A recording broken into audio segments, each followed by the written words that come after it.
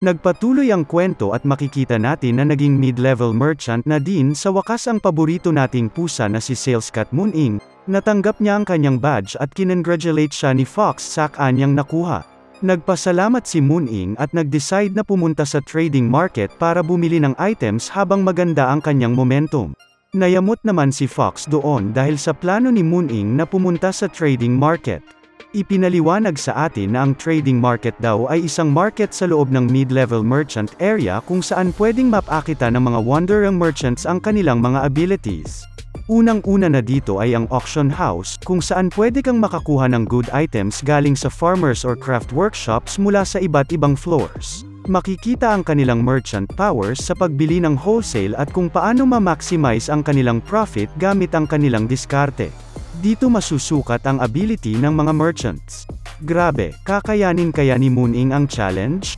Ito daw ay isang matinding battlefield na hindi tino-tolerate ang kahit konting hesitation. Nasa ibang level daw ito kumpara sa pinuntahan nilang junk shop nung nakaraan. Ano naman kayang klaseng teknik ang gagamitin niya? Habang iniisip ito ni Fox ay nagdesisyon na si Moon-ing kung saan niya gustong bumili ng items. Nabigla naman si Fox at nakitang ito ay isang miscellaneous goods store. Ilan pang sandali ay may inalapag na si Moon-ing na mga items na balak niyang bilhin at tinanong niya ang tindero kung magkano itong mga ito. Yun ay mga pots na pangluto at iba pang items na pangtahi.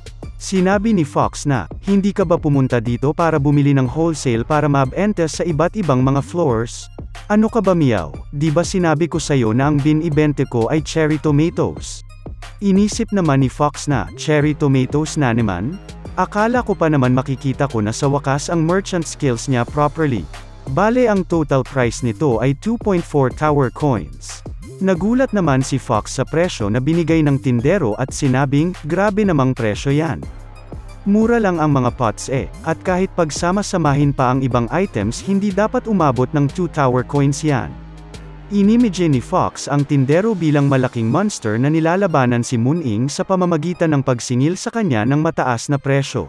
Subalit nag-counter naman agad si Moon-ing ng trademark niya na atake na paghingi ng discount.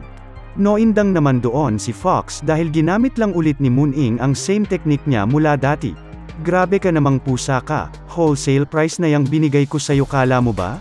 Naisip ulit ni Fox na pwedeng gumana ang discount technique ni Moon-ing sa junk shop kung saan mababang quality ang mga tinda, pero ibang usapan daw ang labanan ngayon.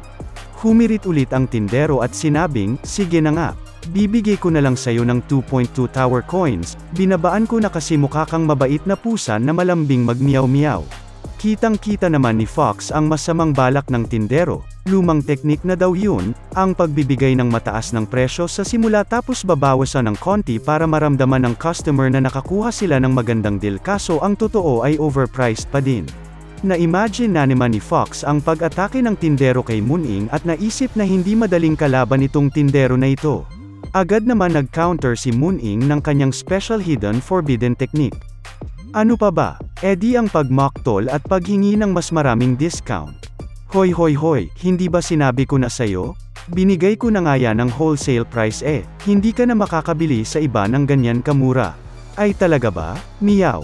Tara na nga Fox at umalis na tayo. Ano yun Moon-ing? Hindi ka na makikipag-bargain? Aalis ka na lang?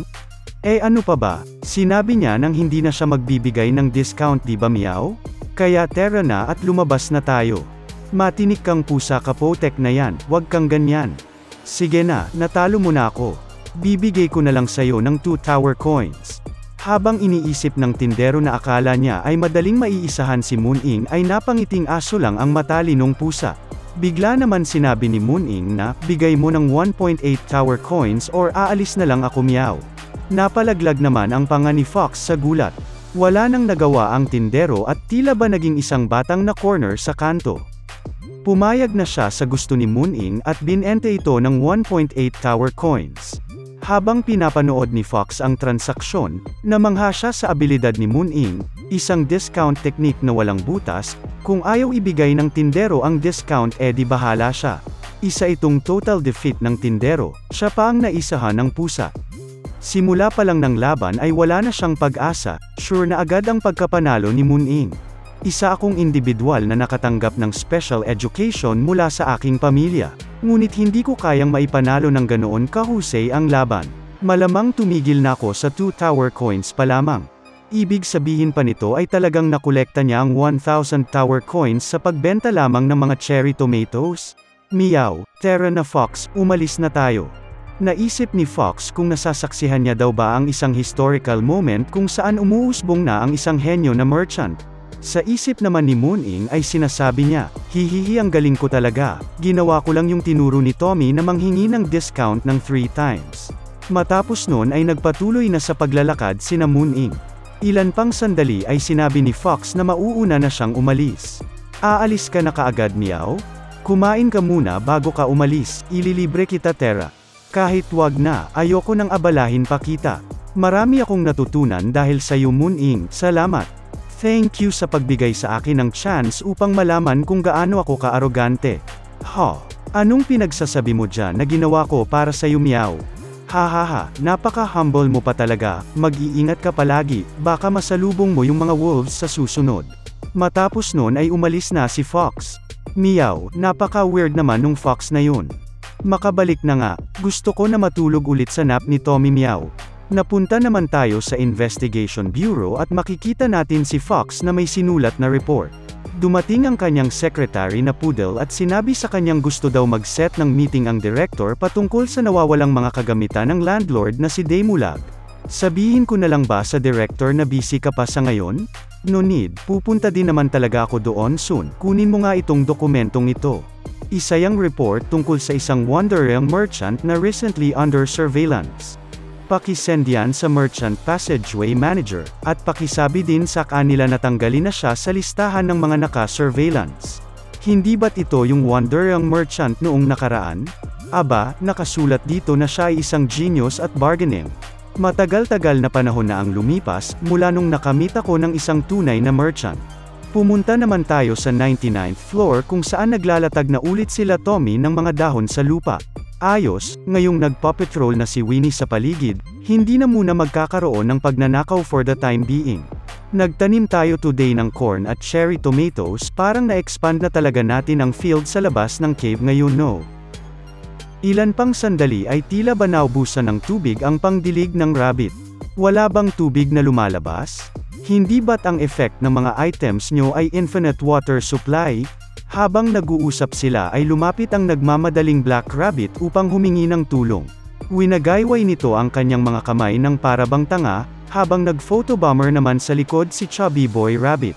Matapos nun ay tila ba naintindihan ni Tommy ang sinasabi ni Black Rabbit at nalaman niyang pinapapunta siya sa pond. Pumunta sila doon kasama ang iba pa nating mga katropa at maingat na pinagmasdan ang tubig. Ilan pang sandali ay umangat ang grupo ng mga crayfish, mga hayop na malapit sa itsura ng lobsters.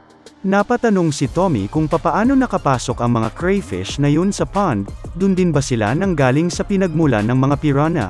Habang nag-iisip ay napatulo ang laway ni Tommy nung na-imagine niya ang sarap ng crayfish pag niluto, napanood niya daw kasi sa YouTube dati na highly recommended ito. Terra Black Rabbit, hulihin natin ang mga yan. Hindi mo lang halata, pero napakasarap ng mga yan pag niluto, sigurado akong magugustuhan mo yan ng sobra. Sinuman na ni Black Rabbit ang kanyang hammer at naghanda na upang makipagbakbakan. Pumorma na sina Tommy at ang mga crayfish habang excited na nanonood ang ibang mga katropa. Nagsimula na nga ang laban at sumugod na si Black Rabbit habang si Tommy naman ang sinugod ng isa. Matatapyas kaya ang pagmumukha niya? Alamin natin yan sa susunod.